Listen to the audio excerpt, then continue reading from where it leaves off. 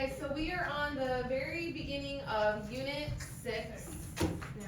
Yeah, Unit 6. Unit 5 was the trig unit, so now we're into the probability and stats unit. Today we are going to be emphasizing sample spaces and probabilities, and this is really a review of Math 2 from last year.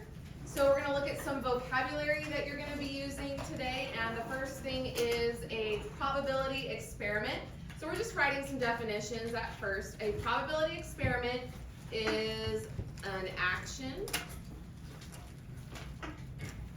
or trial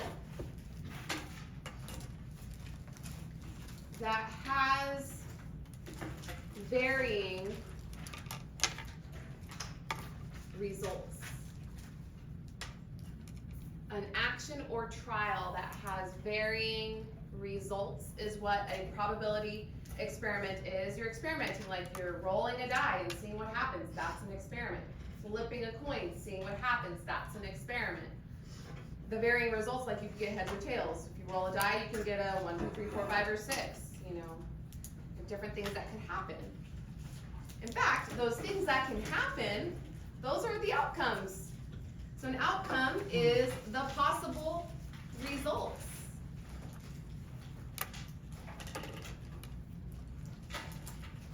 Of a probability experiment.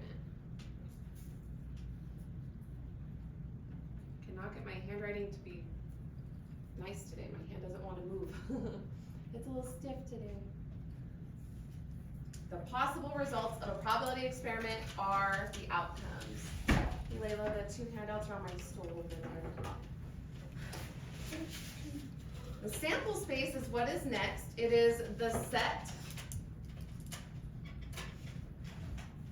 of all possible outcomes. Now, a set, they use set notation, which you guys know. So I'm going to put a little example here. So EX for example. Rolling a die. Roll a die. So the sample space for rolling a die, you would use the squiggly line bracket for your set notation. And when you roll a die, you could get a 1, you could get a 2, a 3, a 4, a 5, or a 6. So this would be an example of how to write a sample space. These are the possible outcomes that you could get when you roll a die. It's super simple. It's just a list.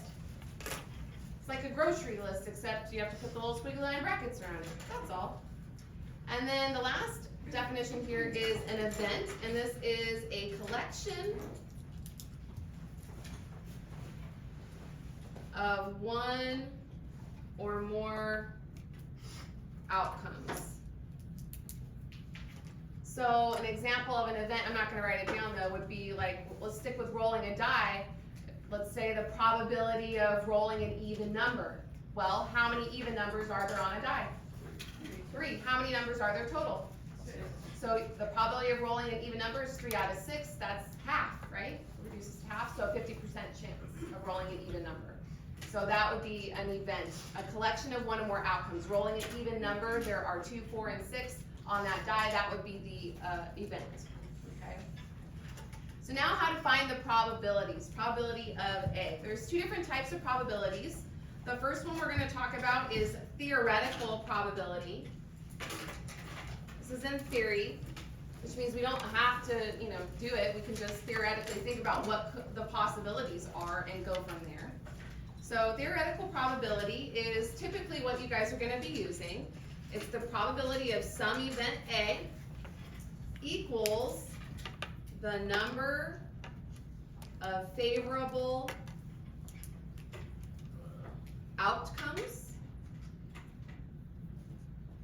over the total outcomes.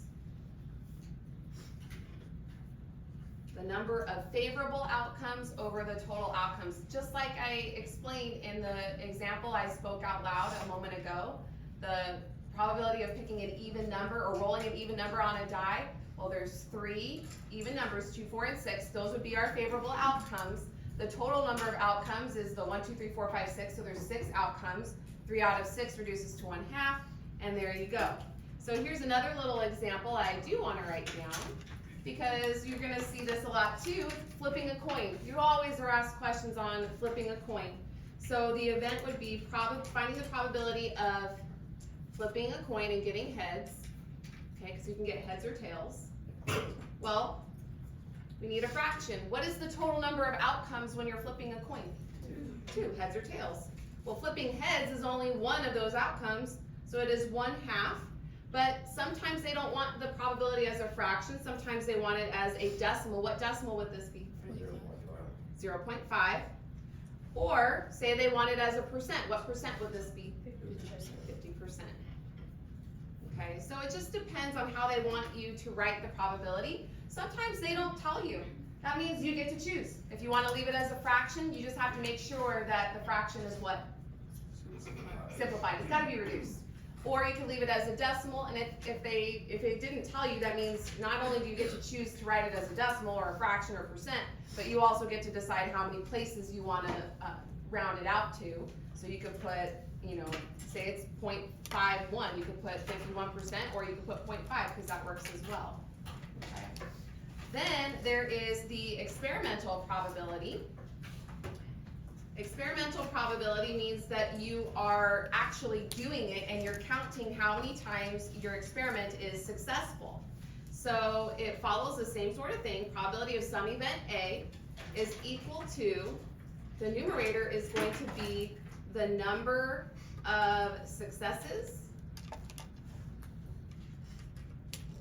out of the number of trials. So for this one, there's a specific example I want us to write down. So let's write out what the wording is, what the question is. It says a coin is flipped 50 times, period. 28 times were heads, and 22 times were tails. Okay, so the question is going to be the same thing that we did under the theoretical probability. We're going to look at the probability of flipping a coin and getting heads based off of this experiment. Well, based off of this experiment, we need the number of successes out of the number of trials. What's the number of trials? 50, yeah, it was flipped 50 times. What's the number of successes? 28, because 28 of those times we got heads. So 28 out of 50. Now, if you leave it as a fraction, you're going to need to reduce it. A lot of the time, though, you're going to want it as a decimal. So I wouldn't even worry about reducing it. I would just go 28 divided by 50. And we get 0.56 exactly. So no wavy equal sign, because it's exactly 0.56. Or what percent would this be? 56%. I know that seems like a simple answer or simple question, but there's some people that don't know, so I gotta make sure that we cover all that. Okay. So, this is basic probability. You learned all this last year in Math 2. So again, this is not new information, but it's been a while. And some of you might have seen some questions like this, you juniors, on the state test, right? Was there probability on that state test? Yeah. So it's been a little while, so hopefully you're able to dig up that information that might be stored back there somewhere. All right, the next thing we're going to look at is complementary events. Okay. Back in Math 2, you learned that the complement of something is basically the opposite of, is how I would describe it. Like the complement of flipping a coin and getting heads would be the opposite, which would be tails or not heads. So a lot of the time they say the word complementary. They're also meaning the opposite, which is not the event, okay?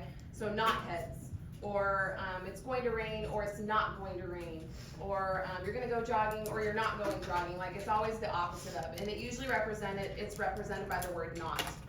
The notation, though, it varies. So there's several different notations. So say we want the probability of some event A, but it's not just A, we want its complement. Then you put a little c in the exponent, and that means complement. So that also means not event A, the opposite of event A. Well, a probability of an event and its complement always add up to what? Do you guys remember? 1 is right, right? Because we always go up to 100%. In decimal form, 1 represents 100%. So probabilities can only go from 0 to 1. Can probabilities ever be negative? No. No. Doesn't make sense for a probability to be negative. So it's always going to be between 0 and 1. So the probability of an event's complement, not the event, would be 1 minus the probability of the event. Because whatever's left should be the complement.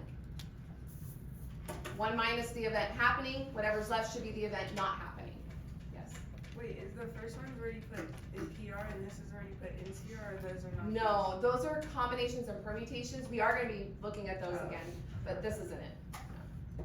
We did those last semester and in math too. All right, another notation for complement that means the same exact thing is, you're going to see this because we were using a different textbook for these homework problems, is a complement could also be represented with a bar on top of it. That also means the same exact thing, okay? You could also see in the Springboard textbook from last year in Math 2, another way that we represent complement is this prime, an apostrophe, that also means the complement, okay? These all mean the same exact thing. You're gonna see them in all 3 forms. So you need to recognize that they just mean the same thing. It's just 1 minus the event itself, okay? And let's also add in there, we said it out loud, but let's put this down here because I have this on my notes. The sum of all probabilities, I'm gonna put prob for probabilities, so I don't wanna write it all out, add up to 1. You're never gonna have more than 100%. So if you ever do, you did something wrong. If you ever get anything negative, you did something wrong. With probabilities, we don't have anything higher than a 1 or 100%, and we never have anything negative, okay? All right, so let's do an example. Put an example down here. So we're gonna look for the probability of not heads, because sometimes they're gonna write it out. So this would be the probability of the complement of flipping a coin and getting a heads, okay? Well, that means, according to our little formula, since they add up to 1, it's 1 minus the probability of flipping a coin and getting heads, because we need whatever's left over. That should be the not heads part of it. Well, we can use what we did up above, a continuation of this example, okay? So we know that we got 0.56, so 1 minus 0.56 is what?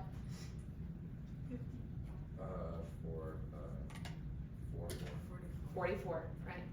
So that means we have a 44% chance of getting not heads, but not heads is really what? Tails. Tails, right.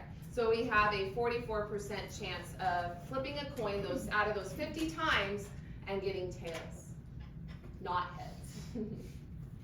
I know it's kind of weird about the wording, and that's honestly what can get tricky is the wording with probability. You do have to read, you have to read carefully. Yes, we have to read in a math class, okay? And that's it for the notes. Okay. So the second handout that I gave you guys is the worksheet.